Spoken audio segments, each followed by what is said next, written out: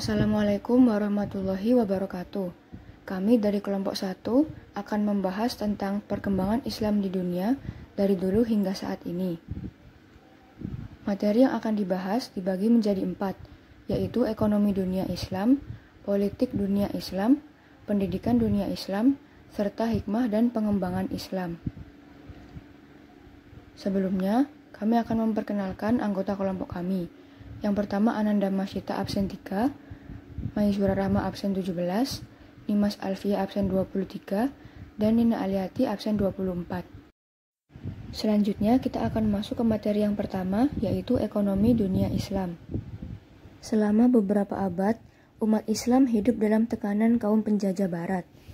Kondisi umat Islam sangat memprihatinkan, baik itu dari segi politik, ekonomi, sosial, pendidikan, maupun kebudayaan.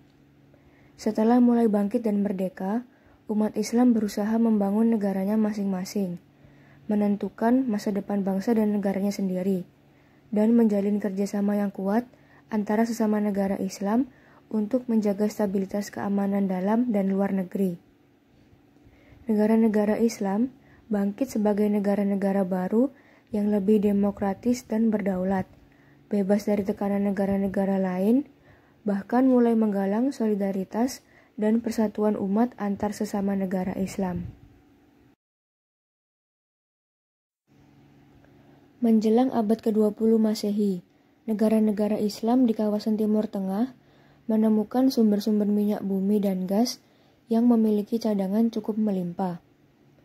Sumber daya alam itu dimanfaatkan sebesar-besarnya untuk kemajuan dan pembangunan bangsa-bangsa di kawasan itu. Pada akhir Perang Dunia Kedua, produksi minyak negara-negara Arab semakin meningkat, bahkan melebihi 20.000 barel per harinya, sehingga dapat meningkatkan devisa negara-negara di kawasan itu. Keadaan ini menjadikan negara-negara Islam di kawasan Timur Tengah sangat diperhitungkan dalam percaturan ekonomi dunia, sebab kebijakan produksi yang sangat menentukan stabilitas industri dan ekonomi bangsa-bangsa lain, khususnya bangsa Barat. Di sisi lain, bangsa-bangsa di kawasan itu juga memiliki devisa yang cukup melimpah, melebihi kebutuhan negaranya. Sejak tahun 1963, negara-negara Arab telah menjadi kekuatan dunia di bidang ekonomi, karena cadangan devisanya yang bermiliar dolar berhasil dihimpun. Banyak negara Islam yang turut menikmati limpahan kekayaan tersebut, berupa bantuan untuk membangun negaranya masing-masing, seperti negara Pakistan, Bangladesh, Malaysia, Indonesia, Nigeria, dan lain-lain. Pembangunan ekonomi dibarengi dengan kesadaran akan kepentingan ekonomi dunia Islam secara keseluruhan, melahirkan gagasan kerjasama dalam bidang ekonomi. Misalnya pada tahun 1964 diadakan Perjanjian Kesatuan Ekonomi Arab. Pada tahun 1973 didirikan Islamic Development Bank atau IDB, Islamic Foreign Ministries Conference atau Konferensi Menteri-Menteri Luar Negeri Islam, serta berbagai kerjasama bilateral dan multilateral lainnya. Dalam penerapannya, ekonomi Islam memberikan potensi yang sangat besar bagi kehidupan pertumbuhan ekonomi di suatu negara, karena ekonomi Islam itu mengandung prinsip-prinsip Al-Quran dan hadis. Hal ini menunjukkan bahwa Islam sangat memperhatikan perekonomian di seluruh dunia.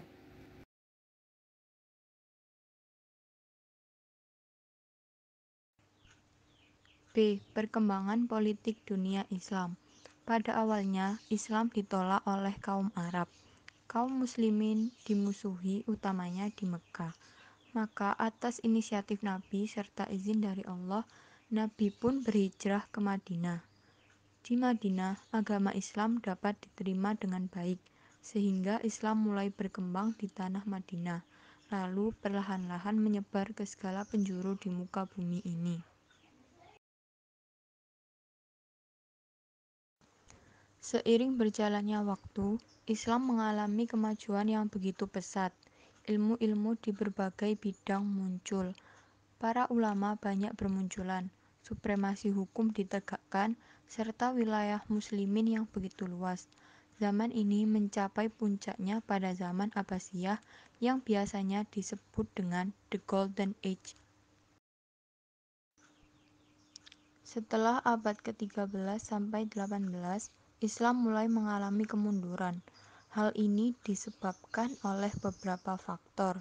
Di antaranya adalah para penguasa kaum muslimin pada saat itu telah lupa terhadap agamanya dan terlena oleh dunia. Hal ini membuat para ulama berpikir dan akhirnya terjadilah pembaharuan-pembaharuan. Pembaharuan ini memiliki tujuan agar Islam dapat kembali mengalami kemajuan serta kembali pada ajaran yang benar.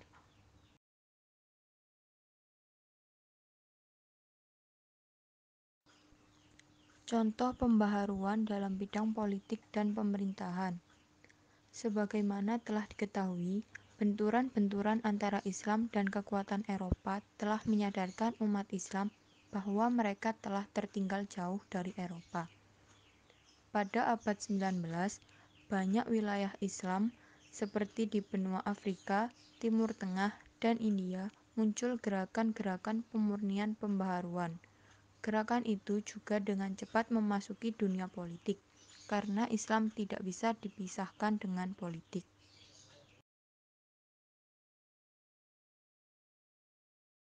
Gagasan politik yang pertama muncul adalah gagasan pan-Islamisme atau Persatuan Islam Sedunia. Gagasan ini disuarakan dengan lantang oleh tokoh pemikir Islam terkenal Jamaluddin Al-Afghani tahun 1839 sampai 1897 Masehi. Menurut L. Stoddard, Al-Afghani lah yang pertama menyadari sepenuhnya dominasi Barat dan bahayanya. Oleh karena itu, beliau mengabdikan dirinya untuk memperingatkan dunia Islam akan hal tersebut dan melakukan usaha-usaha yang diteliti demi pertahanan. Umat Islam harusnya meninggalkan perselisihan dan berjuang di bawah panji bersama. Akan tetapi, beliau juga berusaha membangkitkan semangat lokal dan nasionalisme di negeri-negeri Islam. Karena itu, beliau dikenal sebagai bapak nasionalisme dalam Islam.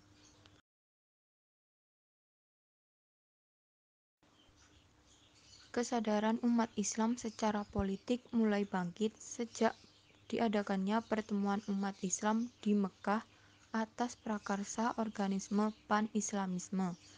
Negara-negara Islam mulai melakukan perlawanan terhadap penjajahan di negara masing-masing.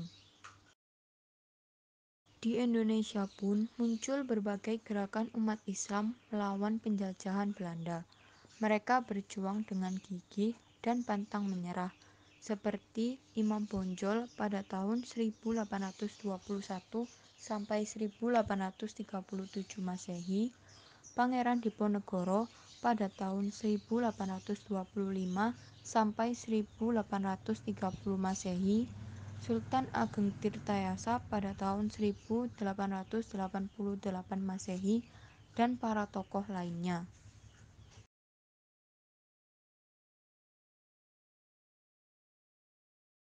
Di Aljazair muncul Abdul Qadir, di Kaukaus muncul Samir, di Sudan muncul Al-Mahdi, dan begitu juga di negara-negara Islam lainnya.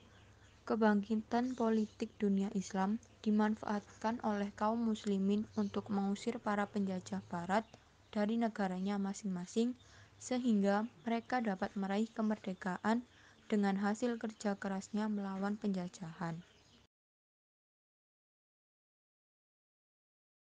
Perkembangan pendidikan dunia Islam. Umat Islam mulai bangkit kesadaran pendidikannya sejak abad ke-19 Masehi.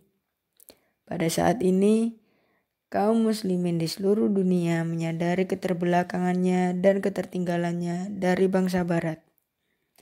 Para ulama, khususnya di Mesir, mulai mencari penyebab yang membuat umat Islam terbelakang, serta mencoba mengkaji dan memahami kemajuan bangsa barat saat itu. Akhirnya, para ulama dan pemerintah di Mesir sepakat bahwa sistem pendidikan Islam harus diubah dan disesuaikan dengan perkembangan zaman.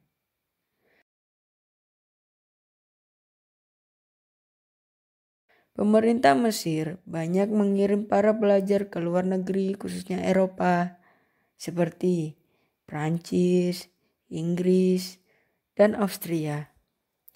Para pelajar itu kemudian pulang kembali ke negerinya dan melakukan pembaruan di bidang pendidikan dan pemikiran Islam. Hasilnya, Mesir meraih kemajuan yang gemilang di bidang pendidikan, sosial, politik, dan ekonomi. Keberhasilan Mesir itu kemudian diadopsi oleh negara-negara Islam lainnya, baik yang ada di kawasan Asia maupun Afrika. Negara-negara itu mengirimkan para pelajarnya ke Mesir untuk belajar di Universitas Al-Azhar sebagai lembaga pendidikan percontohan dunia Islam. Sistem pendidikan Al-Azhar menjadikan rujukan bagi lembaga pendidikan Islam di seluruh dunia. Seperti di Indonesia, terdapat madrasah ibtidaiyah, sanawiyah, aliyah, dan bahkan perguruan tinggi seperti IAIN, STAIN, dan UIN, yang keseluruhannya semula mengadopsi sistem pendidikan Al-Azhar. Sejak itulah, dunia pendidikan Islam mulai bangkit dan terus berkembang sampai saat ini. Bahkan, umat Islam mulai banyak yang memadukan antara sistem pendidikan Islam dan pendidikan umum yang diharapkan akan lahir generasi penerus yang andal, selain memiliki ilmu pengetahuan yang tinggi, juga berakhlak mulia. Hikmah mempelajari perkembangan Islam di dunia. 1. Dapat memberikan gambaran bahwa Islam merupakan agama fitrah dan berkembang ke pelosok dunia tidak melalui kekerasan atau peperangan. 2. Dengan melihat perkembangan Islam yang menyebar ke pelosok dunia, umat Islam akan terdorong untuk meningkatkan kualitas baik secara pribadi maupun umum agar mampu berperan dalam percaturan dunia yang semakin global. 3. Dapat menambah ilmu pengetahuan tentang perkembangan peradaban umat Islam di berbagai belahan dunia. 4. Semakin yakin keimanan Muslim akan kebenaran agamanya, meskipun telah dihambat, dinodai, dan dihalangi oleh berbagai cara oleh mereka yang tidak menyukai Islam. 5. Dengan saling bertoleransi terhadap paham atau berbagai aliran di kalangan umat Islam, maka akan mendatangkan kemajuan dan kehidupan yang damai. 6. Islam merupakan agama yang cinta damai. 7. Bila pemimpin atau khalifah Islam mencintai ilmu pengetahuan, maka rakyatnya pun akan mencintai ilmu pengetahuan. 8. Memberikan motivasi untuk melestarikan hasil karya seni dan peradaban untuk dijadikan inspirasi bangunan-bangunan di masa depan. 9. Penggunaan zuhud dan pengertian tawakal yang tidak tepat akan membawa kemunduran dalam kehidupan. 10. Perselisihan dan tidak kepercayaan terhadap sesama menyebabkan kemunduran bahkan kehancuran. 11. Umat Islam harus bersatu dan tolong-menolong dalam memajukan dan memakmurkan negeri. Dan yang terakhir, sikap fanatik dan tidak memanfaatkan akal sedikitpun akan membawa dampak terhadap perkembangan ijtihad. Sekian yang dapat kami sampaikan. Mohon maaf jika ada kesalahan. Wassalamualaikum warahmatullahi wabarakatuh.